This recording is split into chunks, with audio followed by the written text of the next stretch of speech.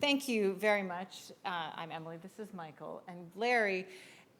None of us do the work that we do alone, even though anybody who's ever been a reporter, especially an international reporter, you know, we sort of want to do it alone, and it's me and the stone wall and the bomb going off and my microphone, and I know what's the truth here. We've all experienced some of that, but none of us do this alone. We've heard a lot about the people that we depend on in the countries that we report on for helping us find the truth, for helping us interpret the truth literally and more metaphorically. And then we don't do it alone to put it together. I was the Jerusalem correspondent for NPR when I did this story. Larry is the very able and wonderful NPR Middle East correspondent, and Michael is the head of our story lab at NPR, who took this idea I had and shaped it into actual storytelling, which we rely on so much for people to do who are away from the field.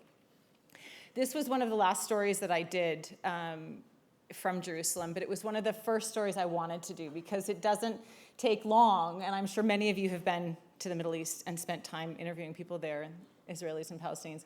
It doesn't take long with that crowd to realize, to ask the question, does anybody ever change their mind here? It takes maybe one interview sitting through an hour of a history lesson with very, very specific points that somebody really must get across to you before you're able to ask the question that you think that you wanted to ask when you came there. To start to wonder, does anybody change their mind? Does anybody ever think to look at this conflict in a different way than the overarching political narrative that you think will serve your political interest?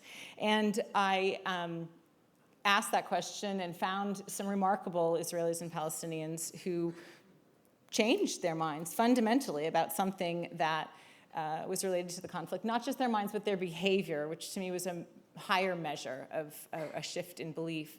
And there were four, an Israeli soldier, former soldier, Israeli secular woman who became a religious settler, a Palestinian man who'd been arrested as a teenager for an act of violence against Israeli soldiers, renounced violence, and stayed away from violence even when Israeli soldiers killed his daughter, and a Palestinian woman whose one line in the story, these profiles were all pretty long, sticks with me all the time.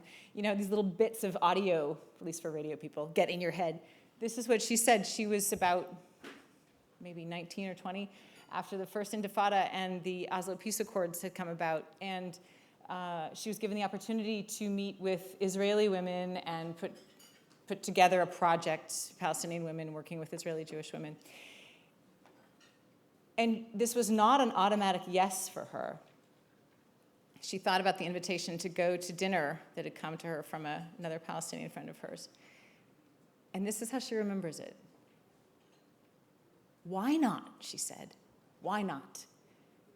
And that little tiny phrase to me encapsulated this kind of hope, this idea that maybe something can change that really sticks with me from that entire series.